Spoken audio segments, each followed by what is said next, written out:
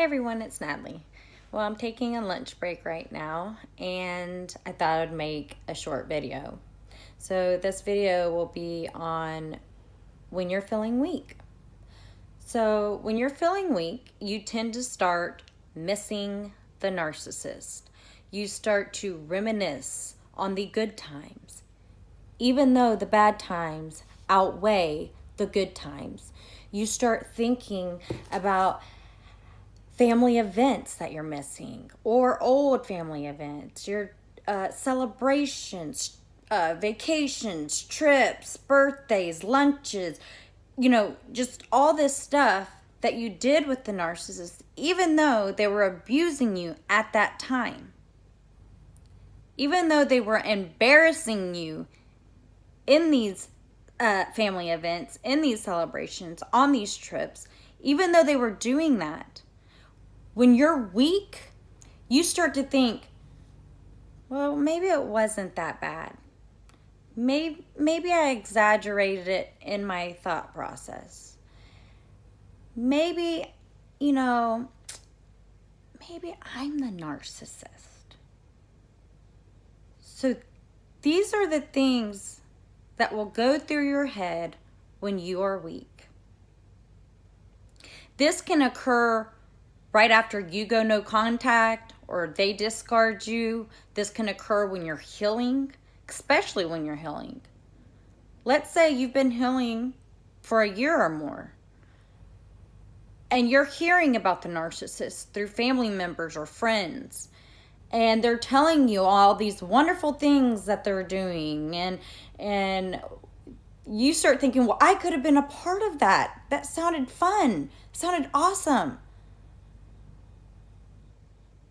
When you're weak like that and you start to shine a positive light on your abuser, you need to sit back and think about the horrendous behavior and abuse that they have done to you. I want you to really, even though, let's say you've been healing and they haven't really been in your thought patterns recently, especially not like when the discard or the no contact first occurs, right? Because it's like a hamster wheel. When this is occurring, when you're sitting here going like, well, it's not that bad, I want you to think about how bad it was. Just because it's not revved up anymore in your mind doesn't mean that you weren't abused. Doesn't mean that they're not narcissists. And even if you're healing, I want you to think, because like I said, you don't think about it when you're healing, or you do, but not as bad. I want you to think about all the bad behavior, all the embarrassment, all the times you went home crying, all the times that you cried in the shower in the mornings or in the evenings, all the time that you were curled up in a fetal position, hurt so bad, all the times that they caused depression and anxiety and maybe even suicidal thoughts. Think about these times. You probably have been going through it for years. And I want you to think about all the times that you have brought this up to them. All the times that they said they were going to change and never did. What makes you think that they are going to change because you're weak? Because you start feeling as though maybe things can change. When did they ever change? When did they treat you with this respect? When did they treat you where your opinions and decisions actually mattered in any type of form in that relationship? When did it ever matter to them? Like every time you went and talked to them about how they hurt you, how many times they gaslit you, how many times they've used cognitive dissonance on you, how many times they had narcissistic amnesia.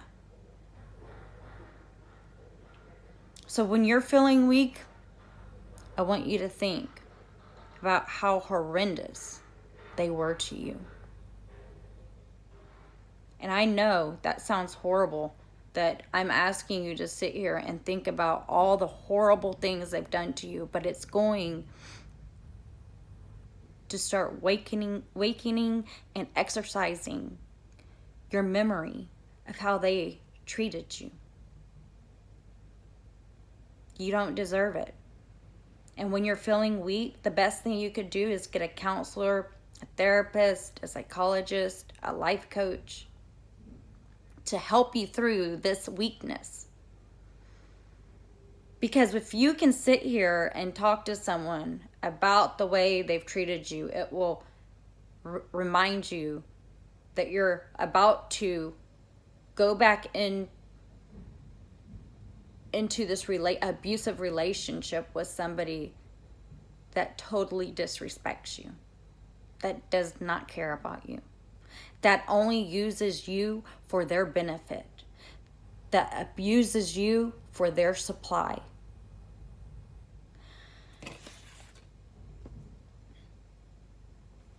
You know, the thing about narcissistic amnesia, and I think I'm going to do a video on this, is that let's say you're feeling weak, and you're going and saying, look, I know I've been no contact, or I know you discarded me, can we talk?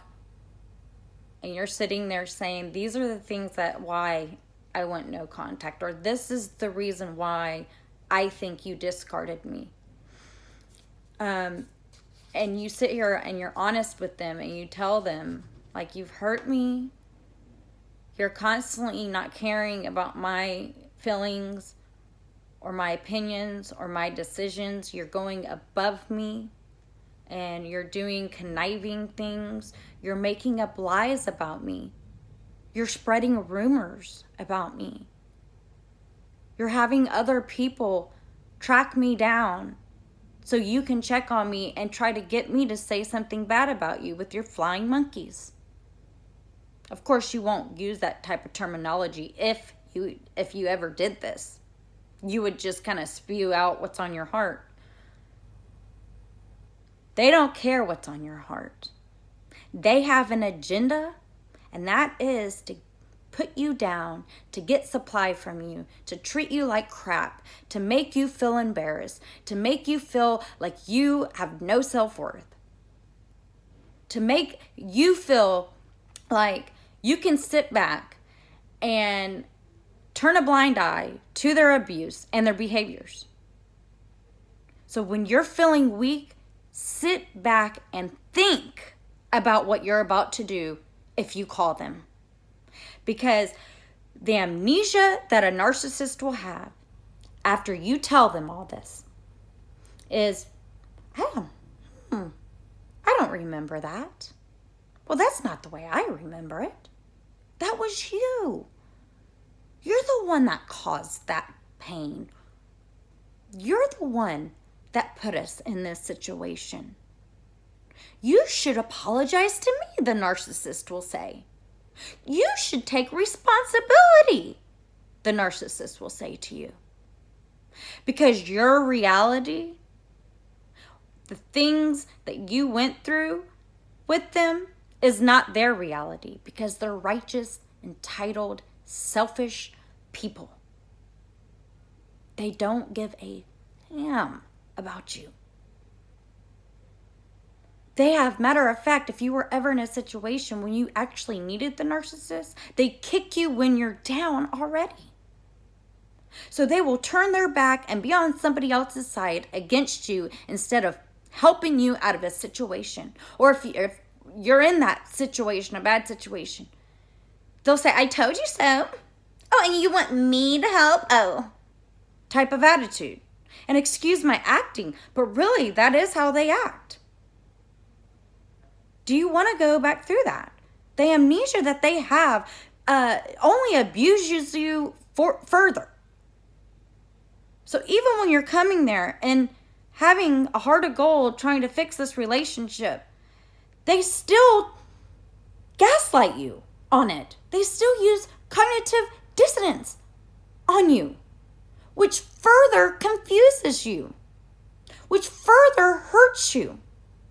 So if you're feeling weak now, if you go back to that narcissist, honey, You're going to be weaker than you've ever been before, because after you've had a narcissist out of your life for either a short time or a long period of time, they're going to come back into your life for revenge.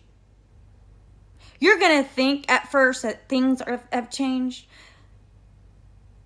but let me tell you, they have an agenda, and that agenda will be met.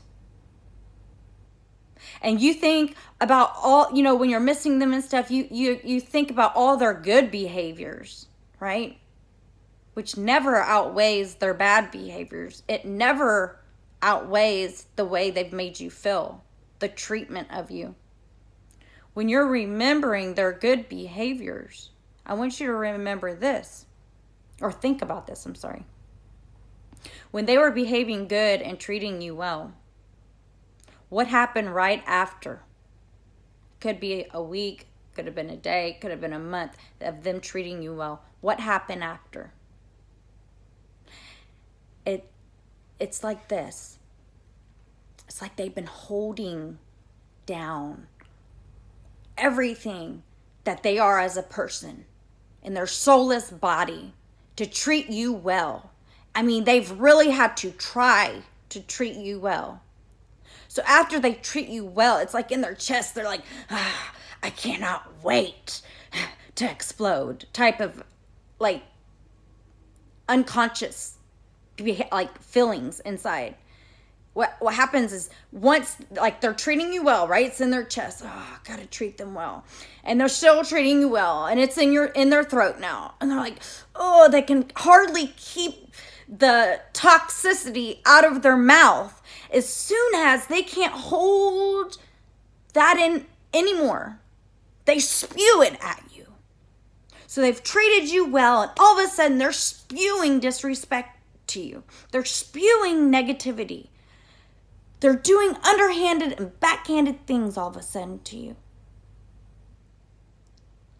That's what happens after they treat you well. Is they come back for really good supply, because when they're treating you well, they're not getting supply. When they're treating you well, they're bored. So when they cannot keep that into their chest anymore, into their mouth, they spew it at you like venom. Their narcissistic abuse is just spewing at you. And then you are hurt again. And maybe it's the worst they've ever treated you. Or maybe it's just the same. And if you listen to what I'm saying, this is the pattern that happens with the narcissist. Is they treat you well, then they hold it in, and then they spew it at you. So it's not a long period of time that they're treating you well, right? I want you to think about that whenever you're weak. I want you to think about when you're sitting there saying, well, they did do this and that for me. Well, I did have fun on that vacation. Well, I am missing family holidays. I want you to think about all the times they promised to be on good behavior and what happened after the good behavior stopped. How they treated you after they promised that they were no longer going to treat you that way. Because it doesn't take long. So when you are weak, I want you to think about the way they have treated you. And is it really worth you going back to that relationship only for you to try to escape again and start healing like the way you are now, and getting to the level and the point in your life where you're no longer thinking about them, or you're no longer fantasizing about the relationship that you wanted but didn't get? I want you to think about how nothing will change. Narcissists don't change. It's like asking someone to change their personality. Could you change yours? Could you change your personality? Answer that. You can't.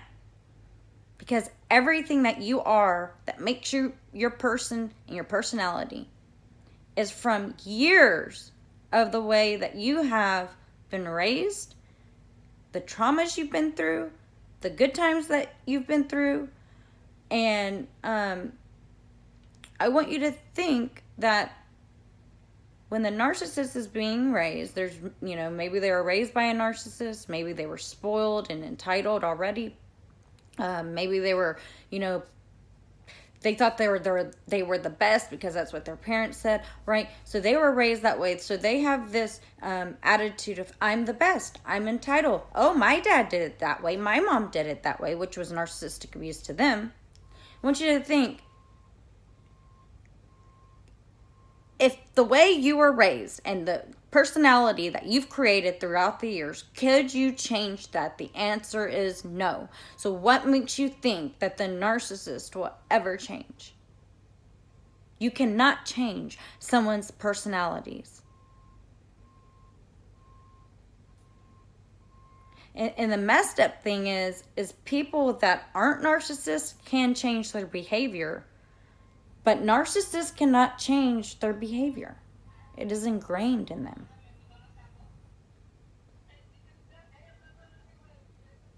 All right, guys. So when you're weak, man, stay strong, guys. Stay strong. Reach out to people and talk to them. Do what you have to do.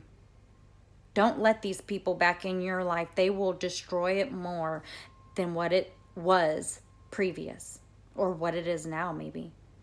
Don't let them trick you into believing that they're going to change, because they're not. They won't, no matter how much they promise. All right, guys. Peace, love, and harmonies, my friend. Bye-bye.